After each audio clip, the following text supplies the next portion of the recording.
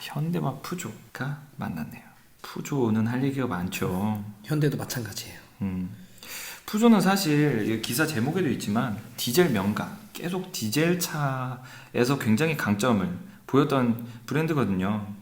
그리고 옛날에 208 모델의 디젤 모델이죠. 1.6cc고 거기에 더블 클러치가 들어있는 차량을 제가 운전한 건 아니고 옆에 타봤었는데, 와, 그 초반 토크랑 그리고 변속이 빠르게 진행이 되니까 굉장히 그 운전하는 맛이 좋더라고요. 뭐 제가 한 건 아니고요. 그 옆에 탔었지만.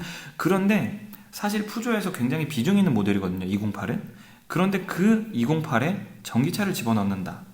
그리고 풀체인지를 해서 거기에 전기차 모델을 집어넣는다 라는 발표를 했다는 거는 약간 푸조에서 굉장히 전기차에 대해서 진지하게 생각을 하고 있다.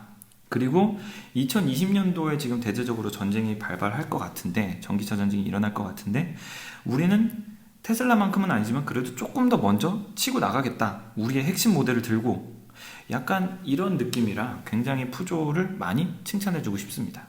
네, 그러면은 현대에 대해서 좀 얘기를 해드리면, 이번에 현대는 그 포터를 전기차로 일단 출시하기로 했어요. 포터, 네. 그 포터요. 그 포터죠. 상용차 그 포터. 네, 그쵸. 해리포터 말고 그 포터요. 그 십몇 년 동안 왕좌를 놓치지 않고 있는 그. 네, 그 포터를 전기차로 내보내고, 그 다음에 이미 이제 우체국에 네. 포터를 그 일렉트로닉 버전을 공급을 해준다고 해. 하지만 좀 아쉬운 거는 충전소 같은 부분도 네. 국내에서 그래도 현대차 하면 알아주는 기업이잖아요. 넘버원이죠. 네, 우리나라에서. 아이오닉도 있고, 그리고 전기차도 네. 조금 몇 개 있잖아요. 그럼요.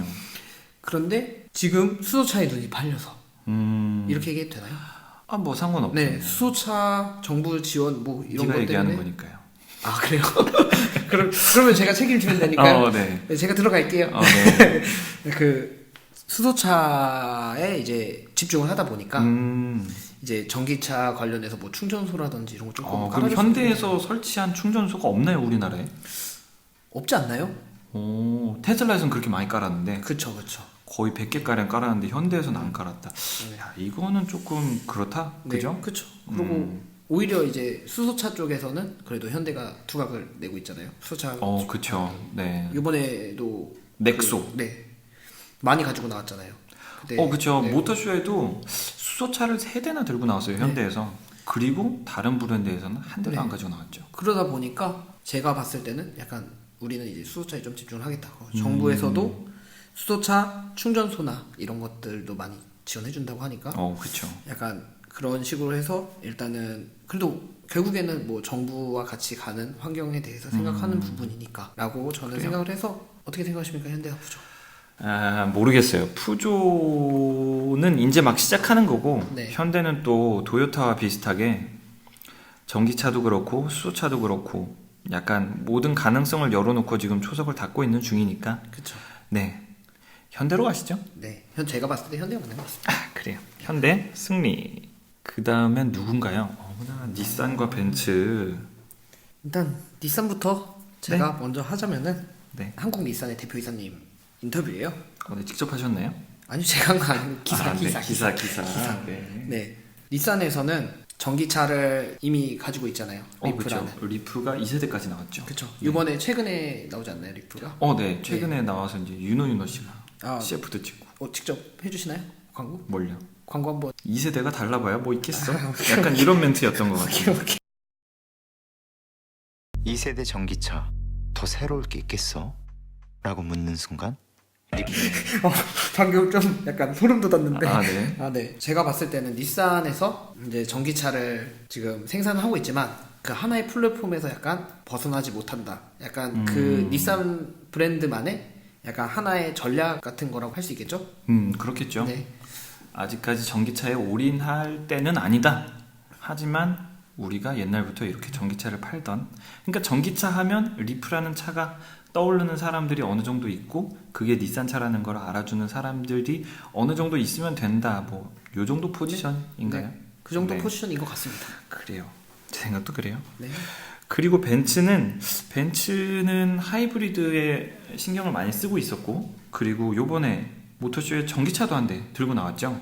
그렇죠. 그게 실제로 판매가 이루어지는 차량인지는 잘 모르겠어요. 근데 그 뭐 앞에 라디에이터 그릴 쪽이라던가 이런 데로 봤을 때 그 안이 구조가 전기차가 맞는 것 같더라고요. 네, 이렇게 다 막혀 있고 그 다음에 EQ라고 뭐 돼 있었고, 그래서 벤츠에서도 신경을 많이 쓰고 있구나. 그리고 요번 기사는 그 중형급 SUV G클래스죠. 네. 중형급 SUV 플러그인 하이브리드 차량을 우리나라에서 이제 판매를 시작하겠다, 이런 기사인데, 플러그인 하이브리드는 약간 그 출퇴근 거리만 잘 맞으면, 주로 사용하는 용도와 그 플러그인 하이브리드가 전기 모터로 달릴 수 있는 거리만 잘 맞으면 거의 100% 전기차라고 봐도 상관없거든요.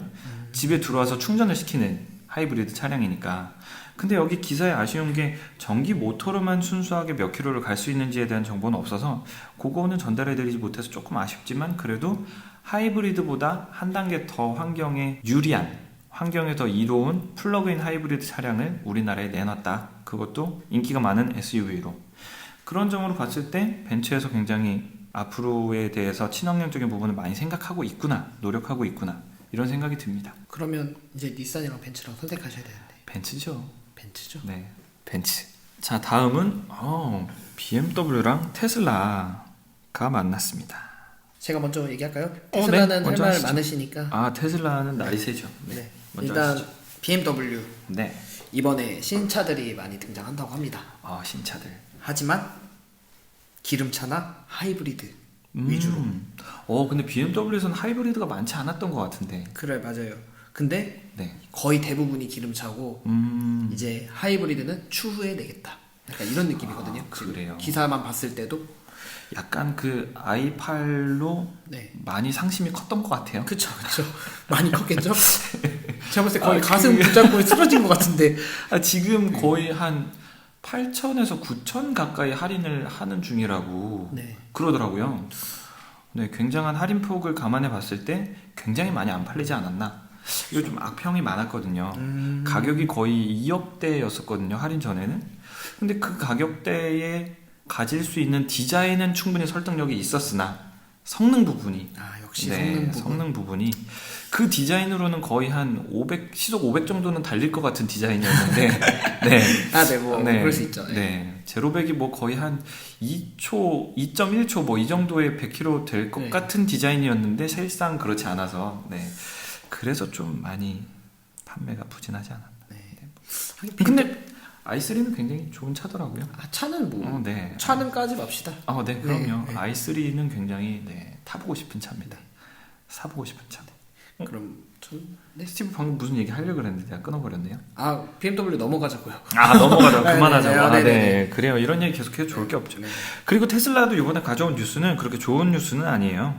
그 중국에서 화재 사건 한 건 있었고, 그 다음에 또 추돌 사고로 인해서 운전자가 사망하는 사고로 유족들이 테슬라를 소송하는 그런 뉴스, 이 두 가지를 가지고 나왔습니다. 안 좋네요. 안 좋죠. 안 좋은데, 뭐랄까요. 두 부분 모두, 뭐, 테슬라가 법적인 책임이나 이런 공식적인 하자는 없을 거라고 생각이 들어요. 하지만, 이런 뉴스가 계속 나오는 거에 있어서, 네, 조금 테슬라가 많이 힘들겠다. 일론이 많이 힘들겠다. 뭐, 이런 생각입니다. 네. 저는 일론 팬이니까요. 약간 좀 시나리오 쓰고 있는 거 아닌가요? 시나리오 쓰고 있는 미친 새끼가. 네, 뭐 그 정도는 아니고요. 뭐 어쨌든 간, 근데 뭐 사실은 사실이니까요. 테슬라가 주차장에 주차되어 있다가 불탄 것도 사실이고, 사고가 나서 운전자가 사망한 것도 사실입니다. 사실이지만, 일단 그 점수라는 게 있죠. 안전평가. 안전평가에서 테슬라가 얻은 등급은 모두 다 최고 등급이에요. 그렇다는 얘기는 테슬라를 타고 사고가 났다면 그 운전자가 다른 어떤 차를 탔어도 그 상황에서는 사망했을 거라는 게 저의 생각입니다. 좀 유족분들한테는 나쁜 얘기로 들릴 수 있겠지만, 어떻게 그런 얘기를 할 수 있냐 하시겠지만, 뭐 이것도 사실이니까요. 네. 네. 그 안전평가라는 기준을 뭐 그냥 대충 맞는 것도 아닐 테고, 굉장히 오랜 기간 동안 많은 데이터를 축적해 가면서 사람을 살리기 위해서, 사고가 났을 때 사람이 최대한 덜 다치기 위해서 그런 기준을 만들었을 테고, 그런 기준에서 테슬라가 최고 등급을 받았다면 그것 또한 사실이거든요. 네. 그래서 좀 안타까운 사실일 뉴스를 전해드렸지만 어쨌든 제 생각은 그렇고 이비는 이렇게 생각하고 있습니다. 결국 결정할 시간이 돌아왔네요. 돌아왔죠. 돌아왔는데 네, 물론 제가 먼저 좀 얘기를 할게요. 네, 물론 테슬라 안 좋은 뉴스를 가지고 왔지만 네. 그래도 BMW는 사실상 지금 아직까지는 전기차를 그렇게 생각하고 있지 않다라는 생각이 들거든요. 그래도 요번에 가지고 온 뉴스로만 따져보면 네, BMW는 어쨌든 하이브리드 차량을 앞으로 출시하겠다. 네, 그쵸. 새로 라인업에 올리겠다. 그쵸. 이고 테슬라는 BMW 손을 들어주는 게 좋지 않을까 그럼 그렇게 가시죠. 생각합니다. 알겠습니다. 그러면 BMW 승리. 이제 마지막 16강이네요. 16강 벌써 마지막인가요? 네네. 쉐보레랑 쌍용이군요. 아이고 쌍용. 사실 왜 쌍용 왜요? 네, 쌍용 할 말이 그렇게 많지가 않아요 사실상. 쌍용 네, 그렇죠. 왜냐면은 굉장히 소극적으로 네, 나오고 너무 있죠. 소극적이거든요. 전기차도 없고 네. 심지어 하이브리드도 없고. 그럼 얘기 다 하신 건가요? 아니, 그러니까 이번에 네. 예, 이제 얘기를 하지만 전기차 네. 일단은 생각은 있다라고 해요. 기사를 보시면 네. 팀시스랑 이번에 협업을 해서 약간 네트워크는 구축해 주려고 하는 것 같거든요. 네, 그런 부분에서 약간 그래도 생각은 있지만 아직은 협업 단계고 전기차는 아직 시작하기 전이다. 라고 앞으로 전기차에 대한 계획은 혹시 뭐 있나요? 그러니까 뭐 생각은 있습니다. 약간 이런 네. 정도로만 나오거든요 기사에서도. 뭐 네. 컨셉이라던가 네. 몇 년 후부터 팔겠습니다. 네. 이건 아니고. 네, 생각은 있습니다. 이 정도거든요. 그렇군요. 네.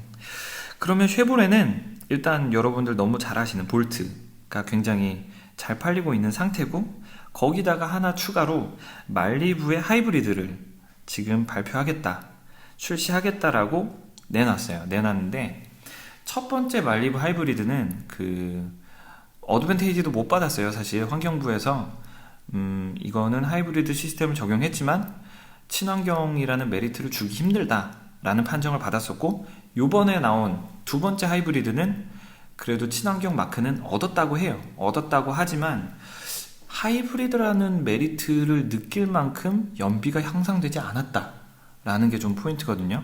하이브리드로 넘어가면서 차값은 분명히 비싸질 텐데 연비 부분에서 메리트가 크지 않다면 이게 과연 무엇을 위한 하이브리드인가 이런 생각이 들더라고요. 그렇죠. 네, 그래서 약간 플러스 되는 뉴스가 아니라 마이너스가 되는 뉴스인 것 같습니다. 그래도 환경적으로 봤을 때 그래도 하이브리드를 그래도 시도하는 것만은 그래도 괜찮지 않나요? 그렇죠. 시도한 것 자체 그 마인드는 그런데 사실 저는 그 부분도 약간 좀 저는 음모론을 좋아하거든요. 약간 환경부의 푸시에 의해서 국제 정세의 푸시에 의해서 하이브리드 차량을 늘려가고 있는 게 아닌가?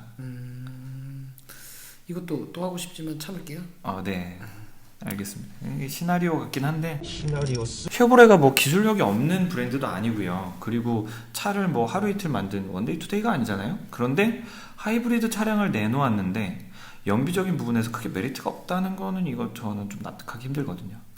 그래서 약간 친환경 차량을 만들고 있다는 약간 그 턱걸이만 맞춘 느낌? 그래서 약간 뭐 규제나 이런 것들만 피해가기 위해서 내놓은 전략이 아닌가?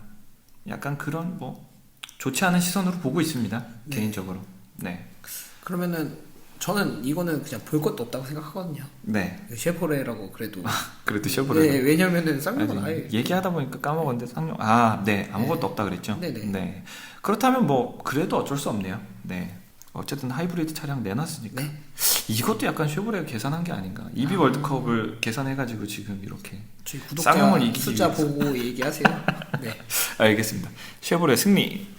이렇게 이제 16강이 끝났네요.